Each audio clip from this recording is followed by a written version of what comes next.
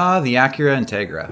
Perhaps Honda's most iconic front-wheel drive sports car ever. With production spanning across multiple decades, the Integra has captured the hearts of many car enthusiasts and everyday drivers alike. But what made the Integra so popular, and was it really as good as everyone thinks it was? Well, today we will look back at the history and legacy of the Integra, from its introduction in Acura's OG lineup back in 1986 to its discontinuation 20 years later in 2006. Yes, the Integra had a 20-year run, none were ever produced again. 2006 was the last year they never brought a... Fine, we'll talk about that one too at the end. The Acura Integra. It's Formula One technology and it's street legal. The Integra. Precision crafted performance from Acura. The Acura Integra debuted alongside the Legend in 1986 as one of Acura's two launch vehicles when Honda introduced Acura as its brand new luxury division to the North American market. Honda was the first of the Japanese manufacturers to open a separate luxury division network of dealers to sell their more upscale vehicles in Canada and the US, although Toyota and Nissan would soon follow suit with Lexus and Infiniti. For anyone that doesn't know, only in North America do the Japanese brands sell certain cars exclusively under a separate luxury division. Anywhere else in the world, it's the Honda Integra, not the Acura Integra. The Integra, while essentially based on the Civic, was extensively retooled and boasted a lot more features and upgrades than you would find on any Civic. Initial body styles were either a two-door hatchback or a four-door hatchback. There was also a four-door sedan in other markets, but in North America we didn't get that one, at least for the first generation. One of the Integra's most heavily publicized features was the all-new dual overhead cam engine. The first dual overhead cam ever found in a Honda, and not something that was very commonplace in any entry-level model vehicles in the mid-80s, luxury branded or otherwise. This 16-valve fuel-injected 1.6-liter made 113 horsepower with a 7K redline that you could actually reach. And if you wanted to experience any actual power out of this engine, you pretty much had to. Although this horsepower rating was alright for the mid-80s, the low-end torque was pretty lacking, so the best way to enjoy it was to wind it up on curvy back roads. That's kind of a theme among Honda sports cars though, isn't it? Along with this new engine, the Integra had unique, sleek styling, although the pop-up headlights did give the front end a pretty similar look to the 1986 Accord, but I really love pop-up headlights and the overall look of this Integra in general, so I'm going to give that a pass. Available trim levels were RS and LS, with RS being the base model and LS being the step up. Power windows and door locks were optional, and a tilt sunroof was available as an option on the LS model. I really quite like the interior of these cars. It's very 80s, but it had a nice layout, big easy to read gauges, and all around excellent build quality. All Integra models also came standard with 4-wheel disc brakes and an upgraded suspension over the Civics and CRXs. There was a facelift for 1988 with slightly reshaped signal lights, a slight interior revamp with the most noticeable difference being a new gauge cluster and steering wheel, and even some mechanical revisions to the engine. The revised engine is commonly known as the black top because of its black valve cover, which differentiated from the original D16A1's brown valve cover, therefore known as the brown top. The black top engine had some enhancements such as lighter connecting rods, domed pistons for higher compression, and an electronic advanced distributor instead of a vacuum advanced distributor. These upgrades bumped the horsepower up to 118. Overall, I think the OG Acura Integra was a pretty good first entry from Honda's new luxury division. I think it's still a good looking car and it did well, selling almost 228,000 units in its 4-year run. Let's see what Acura would have in store for us next.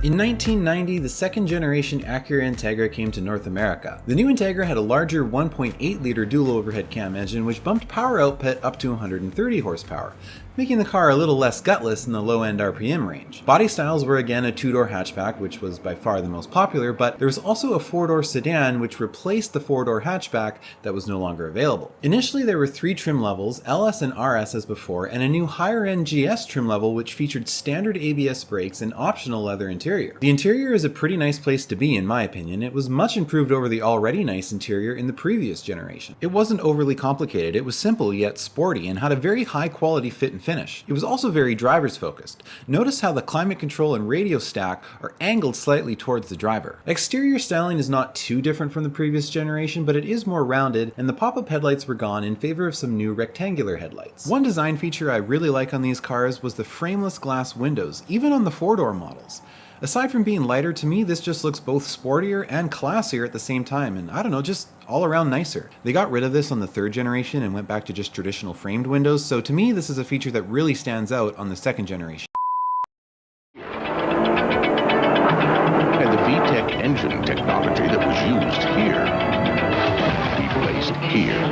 In 1992, we got our first ever VTEC in an Integra. That's right, the first GSR model became available in 1992 and featured the B17A1, a 1.7-liter dual overhead cam VTEC engine making 160 horsepower. This GSR came in only 3 colors, red, white, and that classic early 90s Honda teal. They also came standard with a spoiler, and although the spoiler was a popular option on all the other trim levels, only the GSR could come with an integrated LED third brake light in the spoiler and no third brake light in the rear hatch window, since the spoiler was standard equipment. The GSR also had all the power options as standard, although most did not have leather interior and instead had a charcoal gray cloth interior. Although leather interior was an option, the second gen Integra GSR is extremely rare to find in general. It was only made for 2 years, 92 and 93, and less than 5,000 of them were produced for the US and Canadian markets combined. In 1992, the other trim levels received a small update as well, with a power bump up to 140 horsepower, a new steering wheel, chrome interior door handles,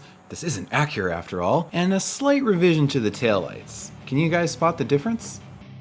I have to say though, Honda's build quality is impressively high on these Integras, and that combined with how well these cars drive and the fact that no one makes affordable drivers-focused sports cars like this anymore, explains why for the most part these Integras are no longer depreciating, but in fact appreciating. Over 262,000 of these Integras were sold over its 4-year run. Acura was no longer a North American market gamble from Honda. It was a force to be reckoned with, and both domestic and European luxury brands had to start taking them seriously.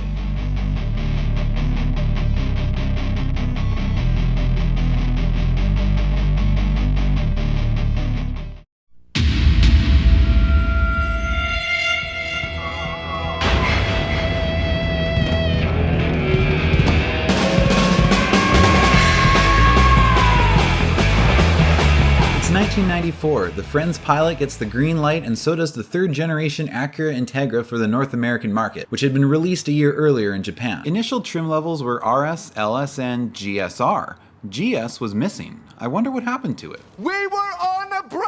The new Integra was again more rounded, with the taillights kind of returning to their roots, adapting a basically more round version of the taillights from the first generation. The new front end was a little controversial. It featured 4 round headlights integrated into the front bumper that haters often call the bug-eye front end, but I actually like it. I think it looks cool, it's unique and different. No one was doing round headlights anymore in the 90s. Well, except for the Celica, which has basically the same front end. You probably know that the JDM Integra had a different front end with horizontal headlights that were more of a clear evolution from the second gen headlights, but what you might not know is Japan actually did initially get the round headlights also. In Japan, the third generation Integra came out a year earlier, like I mentioned, in 1993, and it had the same 4-eyed front end we got in North America, but only for 2 years. In 1995, the JDM Integra got a facelift, which gave it the horizontal headlights and the JDM front end that every North American racer dreams of when they are lying on their parents' driveway chopping the exhaust off their LS. The engine was still a 1.8 liter. RS and LS models now used the B18B. The GSR had the VTEC version, the legendary B18C1, which made 170 horsepower, up 10 horsepower from the last GSR, and that was a decent number for a car this light. The B18C1 had an 8K redline that just screams, and the 5-speed shifted like butter. The 5-speed on the GSR actually had a different gear ratio than the manual transmissions on the other trim levels. All models now had power windows, and power locks, sunroof, air conditioning, and ABS were standard on all trims except RS. Keyless entry with alarm was a dealer-installed option, and a spoiler was standard on the GSR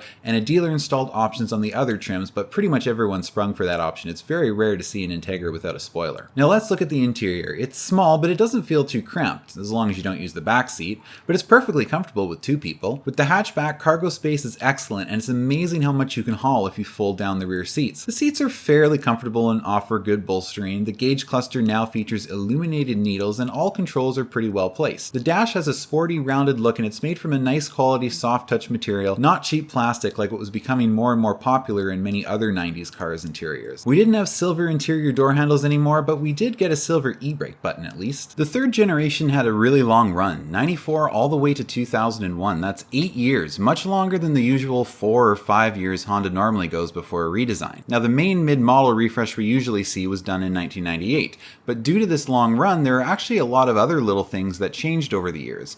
And since I own a 99 Integra myself and have access to film a 96 Integra as well, we are really going to geek out on the third generation and I'm going to do my best to point out all of the little details that change year to year. So moving on to 1995, we didn't get a refresh like Japan did, which made sense, the car had only been out a year for us, but we did get another trim level. The SE or Special Edition took over the gap left by the absent GS trim and it added leather interior, alloy wheels, and a standard spoiler. Oh, and this badge. Also, roll back that footage. Did I just see factory wood grain on an Integra? I have never seen that before. This is actually the only third gen Integra trim level that got any sort of trim identification badge on the outside. The GSR did have a badge that said dual overhead cam VTEC, but all of the other trims never had any identification badges at all. So unless you know the key features that set all the different trims apart, there is no easy way to identify them. In 1996, we got a new valve cover, and that's all I have to say about that year. 1997 is notable for a couple of reasons. First and foremost, the Type R became available in North America, but the Type R is so special we're going to give it its own chapter, so we'll talk about that shortly, but for now let's keep going. The standard cassette player was replaced by a CD player and we were reunited with the GS trim, which reclaimed its place that had been temporarily stolen by the Special Edition. I guess they worked things out. 97 models also replaced the previous Special Edition alloy wheels with these wheels, which would remain the alloy wheel on the GS models right up until 2001. The base RS trim was no longer offered on the sedan. Now 1998 was our big refresh year. We got a revised front end with a new front bumper and larger diameter headlights, and the taillights received an amber delete. The gauges now had a black background instead of light gray, and subtle things like the hot-cold graphics and various icons were updated to Honda's new corporate look. This included a new steering wheel cover that featured the Acura logo instead of just the lettering. GSR models got brand new alloy wheels that they would use up until 2001. They also changed the headlight chime.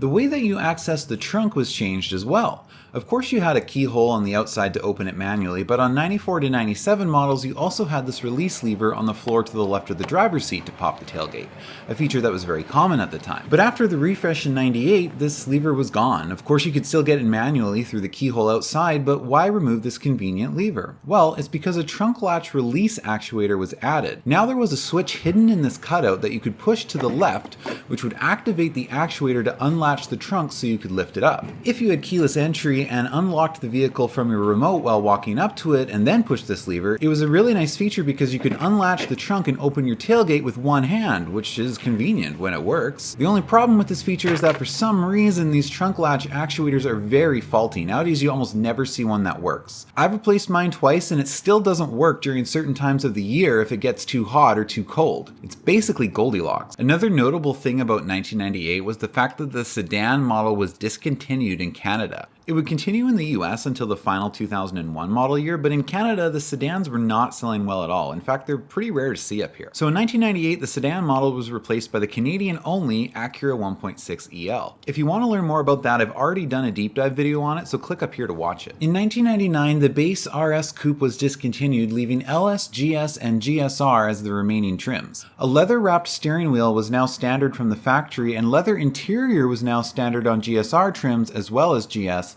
something which was available previously but optional. Anti-theft immobilizers with chipped keys were added to all trims in 2000, and the final 2001 model year had no changes to the best of my knowledge. In my opinion, the third generation Integra was the peak of Integra, and my favorite one. The B-Series engine is an absolute legend. It's so reliable they basically run forever. I currently have 380,000 kilometers on my 99 Integra GS with the B18B, and it still runs like a dream. I still daily drive it to work and would not hesitate to take it on a road trip. Even the non-VTEC B18B is surprisingly fun, and the B18C in the GSR takes it to a whole nother level. Oh never, never. I would have picked this as my favorite Integra generation even if we never got the Type R out here, but we did.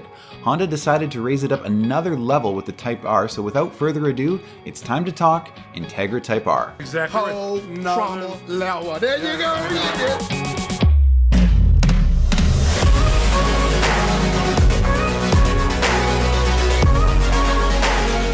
So the first Integra Type R released in North America was for the 1997 model year. Obviously we were starting from the already amazing GSR, but what actually gets added or subtracted that makes the Type R even better? Well, actually there is a lot. This isn't one of those cases where a manufacturer squeezes a few more horsepower out of the engine, slaps a performance badge on it, and calls it a day. We'll start with the engine. The B18C5 is hand-built and makes 195 horsepower in the North American market, and redlines at a ridiculous 8,600 RPM. Now yes, the valve cover is red, but contrary to the popular misconception that many Honda owners have, believe it or not, the color red does not actually increase horsepower. However, under the red valve cover there were many upgrades. We now had high compression pistons and stronger yet lighter connecting rods.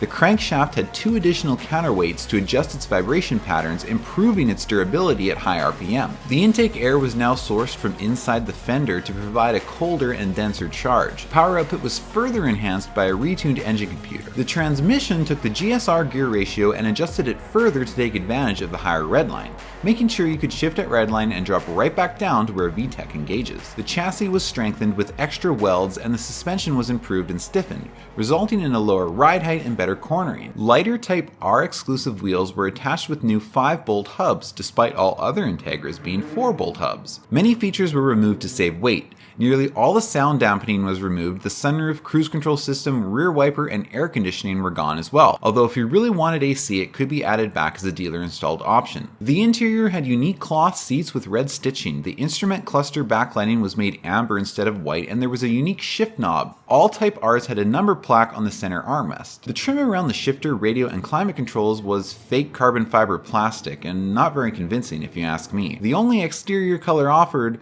was championship white. For 1998, as this was the refresh year, the Type R was updated with the same facelift cosmetic adjustments that the rest of the Integras were. This actually makes the 97 Type R a one-year only model. If you're someone that prefers the pre-facelift aesthetics of the Integra's front end, interior, and taillights, 1997 is the only pre-facelift style Type R for the North American market. Other than the facelift that all Integras received for 1998, they also added back the rear wiper. Championship white remained the only color option. We took a break from the Type R in 1999. But it returned in 2000. It was mostly the same, but it now had an immobilizer like the rest of the Integras received for that year, and they changed the shift knob. AC was now standard instead of a dealer installed option. They also changed the color options. Championship white was gone, and you now had 2 color choices in its place: Flamenco Black Pearl or Phoenix Yellow. In 2001, Flamenco Black Pearl became Nighthawk Black Pearl. The Integra Type R was the pinnacle of Honda front-wheel drive performance. In my opinion, the most iconic and well-built front-wheel drive car they've ever made. Definitely high up on my list of dream cars. I would take one over a new Civic Type R any day. Yeah, I said it. But despite all the trick go-fast features, the Type R won't be that expensive. The 500 cars imported this year will carry a base price of about $24,000. That's a whole nother level.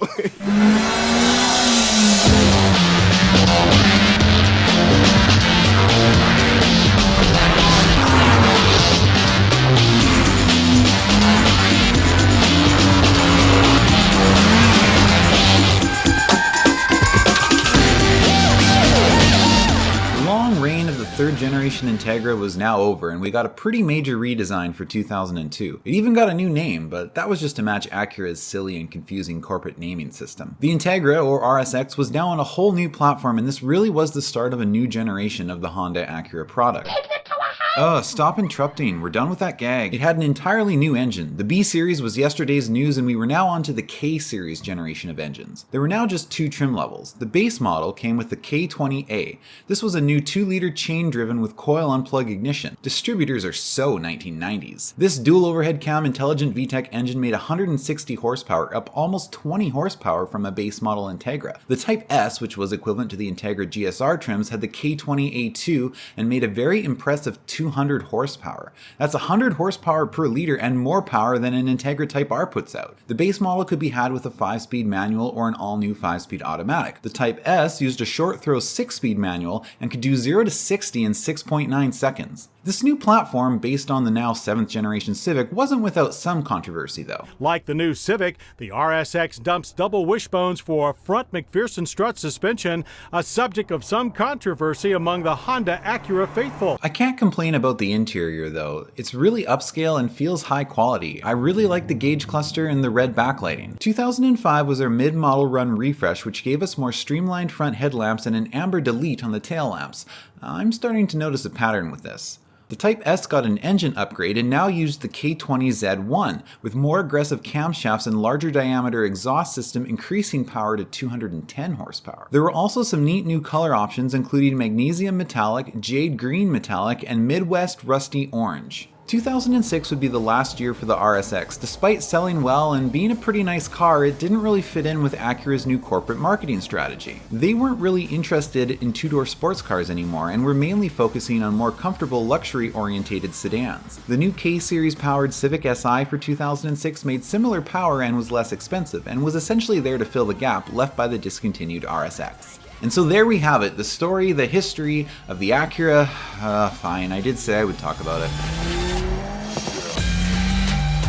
So the Integra was brought back for the 2023 model year. There was a big hype leading up to its release. Dragging old models up from the dead to completely ruin them and try to sell them based on their nostalgic name is nothing new. While I don't think it's terrible, I don't think it's anything special either. It's kind of just a generic new Honda product, to be honest. I know a lot of people are upset that there is no two-door model and the four-door hatch Integra is some kind of blasphemy, but I understand that two-door models don't sell well nowadays, and those people are forgetting that the OG Integra came in a four-door hatch, so I don't have a problem with that. The problem I have is, well, it's really just a rebadged Civic. Yes, I know the Integra has always been based on the Civic, but it's always had many differentiating features and upgrades from the Civic. The engine was a more powerful dual overhead cam engine, whereas most Civics had single overhead cam. Take a look at any Integra or RSX model year and compare it to the Civic of that same year.